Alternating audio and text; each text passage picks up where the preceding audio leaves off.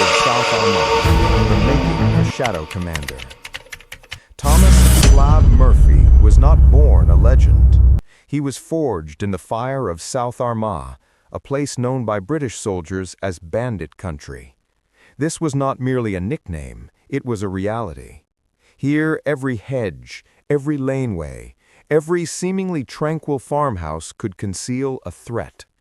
Murphy, born on August 26, 1949, into this landscape, learned its rules before he could read. He was a son of the land, and he would use its intimacy as his ultimate weapon. The Murphy family farm at Hawkball's Cross was not just a home, it was a fortress and a crossroads. Straddling the border between Northern Ireland and the Republic of Ireland, this location was strategically perfect. It was a place where jurisdiction was blurred, where a man could step from one legal reality into another in a matter of feet. Young Thomas absorbed this geography not as a fact on a map, but as a tactical manual. He learned how to move, how to hide, and how to control. In the late 1960s and early 1970s, as the Troubles erupted, South Armagh did not simply join the conflict, it declared its own war. The community was tight-knit, insular, and deeply Republican. The British Army was not an occupying force in the abstract. They were a foreign presence on the road outside your door. In this crucible, the Provisional Irish Republican Army found fertile ground. And in this ground, Thomas Murphy took root. Murphy's rise was not marked by fiery speeches or a public persona. His power grew in silence. He was a bureaucrat of violence, an accountant of terror. While others sought notoriety, Murphy sought results. He understood the IRA not just as an army, but as a complete ecosystem. It needed funding, intelligence, logistics, and internal discipline. He excelled at all of them. His leadership style was defined by cold, brutal pragmatism. He commanded the IRA's South Armagh Brigade, a unit so effective and ruthless that it was virtually a separate army. Under his command, the brigade perfected the art of the ambush. They turned the land itself against their enemies. The rolling fields and narrow roads became a killing ground for the British Army and the Royal Ulster Constabulary. One of the key elements of Murphy's power was his control over smuggling. The border was a sieve, and Murphy controlled the flow. Cattle, fuel, alcohol, anything that could be moved for profit was moved. This was not merely a criminal enterprise, it was the financial lifeblood of the IRA's campaign in the region. It funded weapons, it supported families of volunteers, and it bought silence and loyalty. Murphy the farmer was also Murphy the financier. Perhaps his most potent weapon was fear. The nickname Slab, allegedly derived from his stocky build, came to symbolize something heavier. The finality of a slab of granite. His word was law. Disloyalty or indiscipline was met with swift and brutal punishment. The infamous punishment shootings, kneecappings, were not just acts of violence, they were public statements of control. They were a grim reminder that the IRA was the true authority in South Armagh, and Thomas Murphy was its chief executive. By the early 1980s, Murphy was no longer just a local commander. He had become a ghost in the machine of the IRA. He was a member of the Army Council, the 7-person body that governed the entire organization. From his rural stronghold, he helped direct a war that stretched across Ireland and into the heart of London. He was the man the security forces on both sides of the border desperately wanted to put behind bars, yet he seemed untouchable. They knew his name, they knew his influence, but they could not prove it. He lived openly, yet operated entirely in the shadows. He was a paradox, a public enemy who remained a private citizen. This was the essence of his power. His ability to be everywhere and nowhere at the same time. His personal life was an extension of his operational security. He never married, lived a Spartan existence, and trusted very few. The farm was his world, and from that world he built an empire of resistance and fear. He was the quiet man in the corner of the pub, the farmer on his tractor, and the most dangerous man in Northern Ireland. The British government and its intelligence services launched numerous operations to ensnare him. They placed him under surveillance, tapped phones, and sent in informants. Yet Murphy's network was too tight, his tradecraft too refined. He was a ghost, a whisper on the wind, leaving a trail of blood and legend, but no evidence. The war in South Armagh was fought on his terms, and for decades he was winning. This was the first act of Thomas Murphy's story, the rise of the Shadow Commander. He built an impenetrable fortress of influence, funded by smuggling and cemented by fear. But even the most careful ghosts leave traces. The pressure was building, and the world outside South Armagh was beginning to close in. The question was no longer if he would fall, but when and how.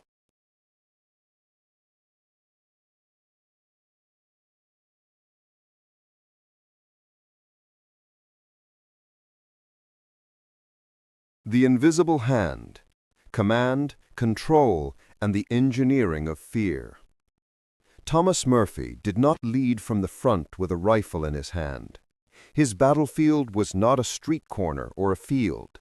It was a complex web of human intelligence, logistical planning, and psychological dominance. While the world saw the brutal results of IRA operations in South Armagh, few understood the meticulous mind orchestrating them from the shadows. Murphy was the invisible hand, and his grip was absolute. The South Armagh Brigade under Murphy became a model of insurgent efficiency. It was structured not as a loose collection of volunteers, but as a professional cell system. This structure was designed for security. Men in one cell did not know the identities of those in another. Information flowed on a need-to-know basis, and the only person who saw the entire picture was Murphy himself. He was the central node in the network, the spider at the heart of the web. His most devastating innovation was the refinement of the roadside ambush. South Armagh's landscape, with its rolling hills, high hedgerows, and labyrinth of unapproved roads, was his co-conspirator. Murphy's teams knew every ditch and every blind corner. They developed tactics that turned the British Army's own technology against them.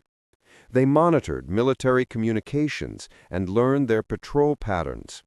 An attack was not an act of random violence. It was a planned military operation, often weeks in the making. The use of heavy weapons became a signature of the South Armagh Brigade.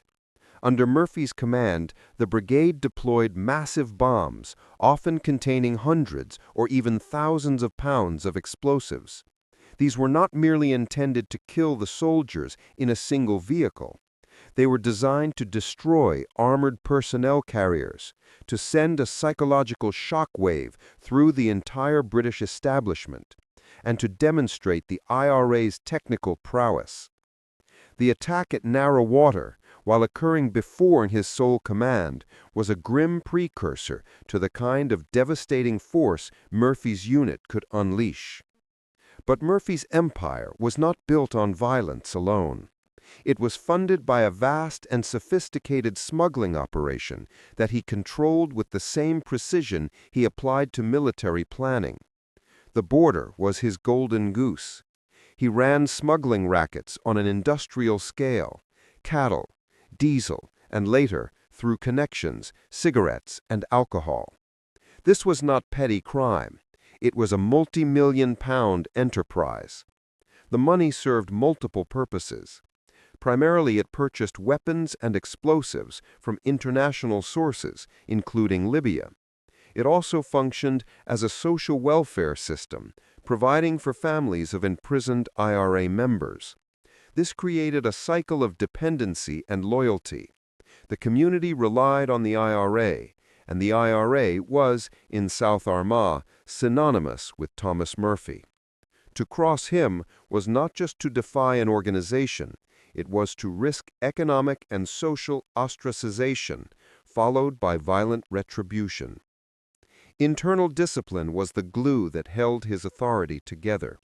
The punishment shooting, or kneecapping, was a brutal but calculated tool.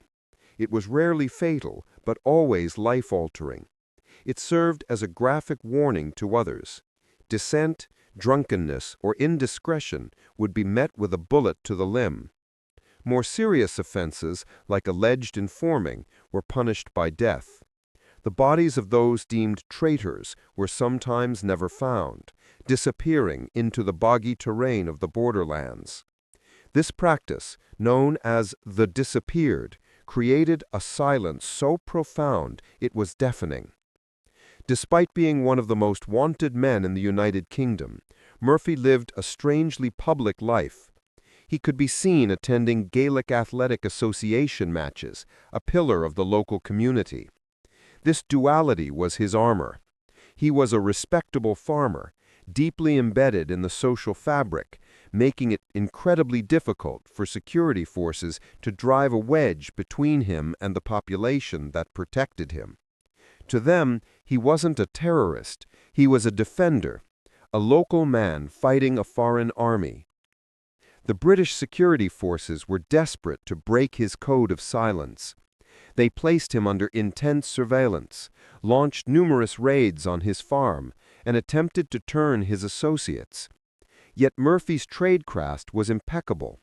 He rarely used phones, preferring face-to-face communication in secure locations. He trusted almost no one. The fear he instilled in his own ranks was a more powerful deterrent than any British intelligence operation. For decades, Murphy seemed untouchable. He was a ghost in the system, a man whose name was known across Ireland and Britain, yet who operated with impunity from his rural stronghold. He sat on the IRA's Army Council, guiding the overall strategy of the conflict, all while managing his border empire. He had become a myth in his own lifetime, a symbol of resistant, ruthless, and effective insurgency. But myths are fragile. They depend on a perfect balance of power, fear, and circumstance. As the political landscape of Northern Ireland began to shift in the 1990s, a new kind of threat emerged for men like Murphy. It was no longer just about bullets and bombs. It was about politics, ceasefires, and a future where his kind of power had no place. The war was changing, and the master of the old war was about to be confronted by the new. The shifting tide, politics, peace, and the unraveling of an empire. The early 1990s marked a turning point in the Northern Ireland conflict. A war that had been fought for decades with bullets and bombs was increasingly being fought with words and negotiations. For a hardened military commander like Thomas Murphy, this was unfamiliar and dangerous territory. His entire identity and power were built on resistance and war. The concept of peace threatened to dismantle everything he had built. The Provisional IRA announced its first ceasefire in August 1994. For the British and Irish governments, it was a historic step toward peace. For Murphy, it was a moment of profound crisis. As a senior figure on the IRA Army Council, his stance was crucial. Reports suggest he was deeply skeptical, a hardliner who viewed the political wing of the Republican movement, Sinn Féin, with suspicion. He believed that the Armalite and the ballot box should work in tandem, but that the former should never be subordinate to the latter. The ceasefire fractured the Republican movement. Splinter groups like the Continuity IRA and the Real IRA emerged, comprised of members who rejected the peace process. Murphy, however, did not immediately break ranks. He remained within the provisional structure, a powerful voice for the militantists, watching and waiting. His influence was such that his continued loyalty was essential for the ceasefire to hold. He was a kingmaker, and everyone knew it. During this period, Murphy's public profile grew, even as he maintained his silence. In a bold and symbolic move, he was photographed alongside Sinn Féin President Gerry Adams at a Gaelic football match in 1996. The image sent shockwaves through Ireland and Britain. It was a clear message. Murphy, the ghost of South Armagh, was endorsing the political strategy, for now. It was a crucial moment of unity that helped pave the way for the landmark Good Friday Agreement in 1998. The Good Friday Agreement was a comprehensive peace deal that promised power sharing and a new future for Northern Ireland. For the vast majority, it was a welcome end to the violence. For Murphy, it was the beginning of the end of his world. The agreement required the decommissioning of all paramilitary weapons, the literal disarming of the IRA. For a man who had built his life on the command of those weapons, this was an unconscionable surrender. The pressure on Murphy intensified, but now it came from multiple directions. The British state still saw him as public enemy number one. The new police service of Northern Ireland was determined to prove it could succeed where the Royal Ulster Constabulary had failed. At the same time, his own community was beginning to change. A new generation, weary of war, was looking toward the economic opportunities and normality that peace promised. The code of silence that had protected him for so long was beginning to develop cracks. Furthermore, his criminal empire was under threat. With the border now more open due to European integration, his smuggling operations faced new competition and increased scrutiny from law enforcement agencies on both sides. The European Union was pouring money into cross-border projects aiming to normalize the region he had ruled through fear and isolation. The very landscape that had been his ally was being tamed and integrated. Murphy found himself trapped between a past he dominated and a future that had no place for him. He was a dinosaur in a world that was rapidly evolving. While he publicly remained within the provisional fold, his commitment to the peace process was, at best, ambivalent. The IRA was slow to decommission its weapons, a delay many attributed to hardliners like Murphy. The war was over, but the ghost of South Armagh refused to lay down his arms. This period of transition was the calm before the storm. The security forces knew that convicting Murphy for his past IRA activities was nearly impossible. Witnesses were too terrified to come forward.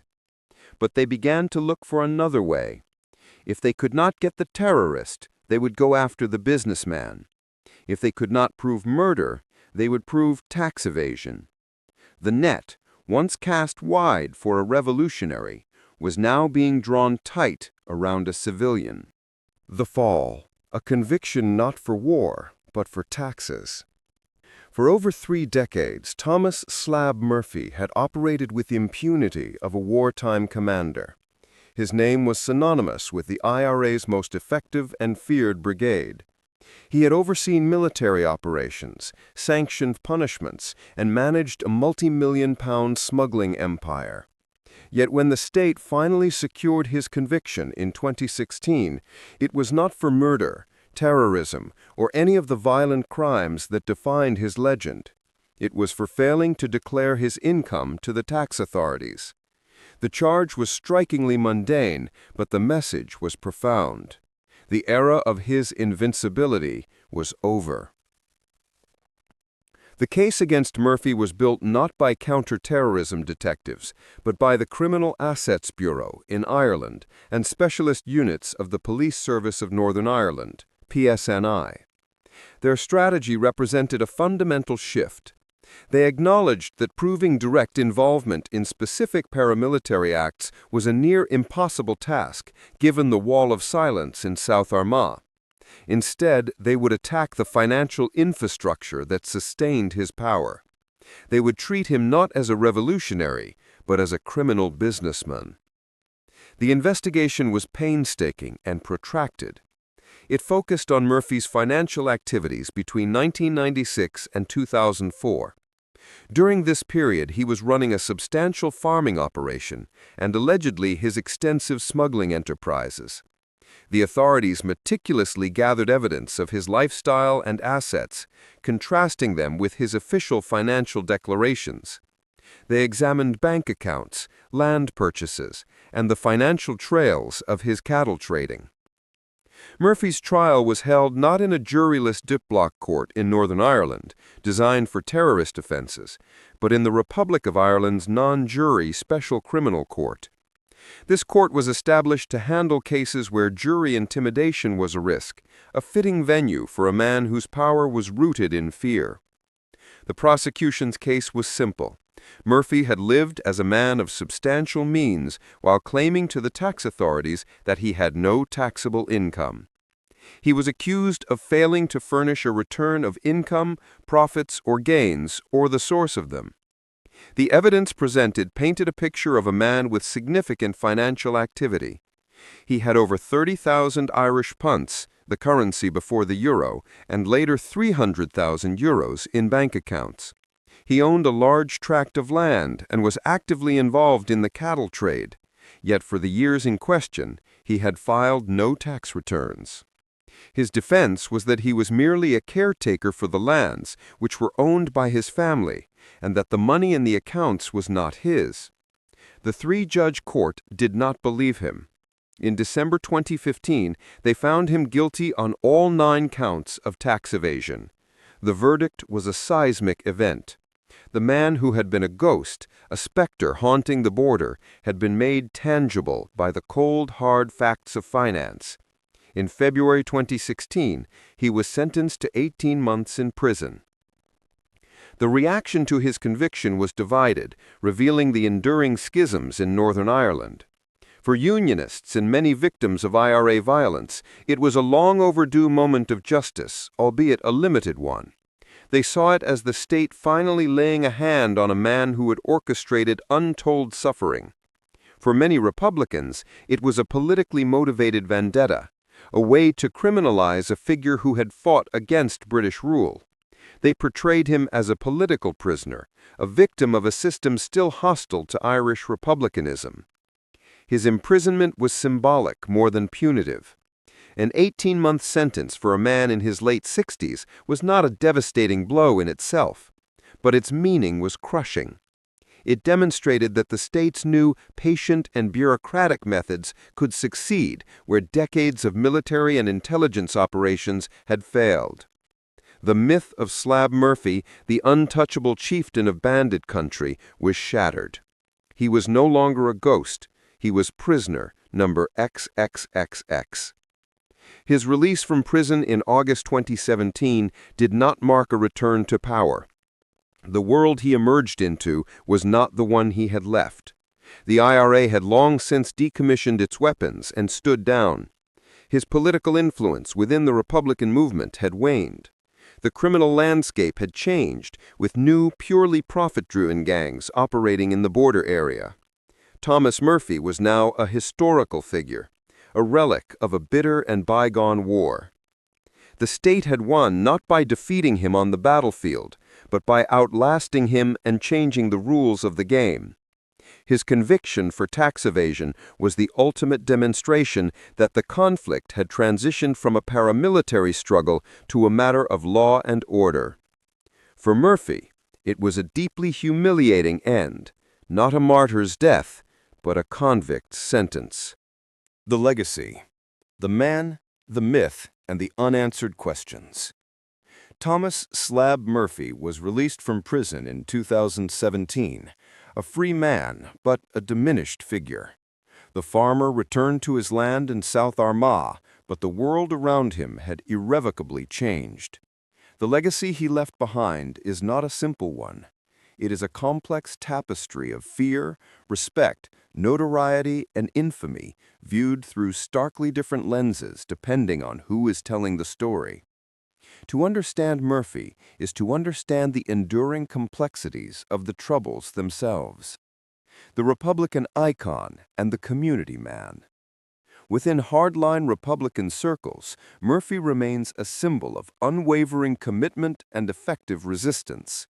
He is remembered not as a criminal, but as a soldier who fought a war against a powerful state and, for a long time, won. His ability to operate with impunity for decades is seen as a testament to his skill and the support he enjoyed from his community. Even after his conviction, this view persists. His supporters frame his tax trial as a political prosecution, the only charge a vengeful state could manufacture, after failing to convict him for his true crime, being a successful IRA commander. Furthermore, Murphy was not just a military leader within his community. He was a fixture at local Gaelic Athletic Association (GAA) events, a man deeply embedded in the social fabric. This dual identity, the feared commander and the local farmer, is key to his legacy in South Armagh. For those who shared his political cause, he was a protector, a man who used his power to defend his community from a foreign army, and his smuggling operations were a means of funding that defense. The victim's perspective, a symbol of unpunished evil. For the families of the soldiers, police officers, and civilians killed and injured by the South Armagh Brigade, Murphy's legacy is one of pure evil. The fact that he was never held legally accountable for any violent act is a source of profound and ongoing pain. His conviction on tax charges is seen by many as a pathetic consolation prize, a legal technicality that allowed the mastermind of countless atrocities to serve a short sentence for a financial crime. To them, he is not a political prisoner or a freedom fighter. He is a murderer who escaped justice. The mythologizing of his life only deepens their wounds, feeling that it glorifies the violence that shattered their lives. His legacy, from this viewpoint, is a testament to the failure of the justice system to deliver true accountability for the crimes of the Troubles. The strategic legacy, a case study in insurgency. Beyond the politics and the pain, Murphy leaves a formidable legacy in the annals of asymmetric warfare. Military and intelligence analysts study his career as a near-perfect example of how to run a successful local insurgency. His understanding of the terrain, his mastery of intelligence and counterintelligence, his creation of a self-funding war economy, and his ability to blend into a supportive population are textbook cases. He demonstrated that power does not always come from a public profile. It can be wielded most effectively from the shadows. His focus on logistics, finance, and internal discipline over personal glory offers a chilling blueprint for how a determined non-state actor can effectively challenge a modern nation-state. For security forces, the long and frustrating pursuit of Murphy led to a critical evolution in strategy. The shift from solely seeking military victories to using financial and regulatory tools to dismantle the support structures of their adversaries. The unanswered questions and the end of an era. Murphy's life is shrouded in unanswered questions that will likely never be resolved. What was his direct role in specific, high-profile attacks? How many lives were taken on his orders? How many of the disappeared met their fate at his command? He took these secrets with him, leaving a historical record full of gaps and allegations that can never be fully proven or disproven. His death in 2024 closed the final chapter on one of the most notorious figures of the conflict. It marked the end of an era, the passing of a man who was a direct link to the height of the Provisional IRA's campaign. His story is a microcosm of the Troubles, brutal, complex, and resistant to easy judgment. He was a product of a bitter historical conflict, a man who became a monster to some and a hero to others. In the end, Thomas "Slab" Murphy remains an enigma, a simple farmer who became a general in a shadow war, a man convicted not for the violence that defined him, but for the money that funded it. His legacy is not just his own. It is a reflection of a divided society's unresolved past, a ghost that will continue to haunt the rolling hills of South Armagh for generations to come.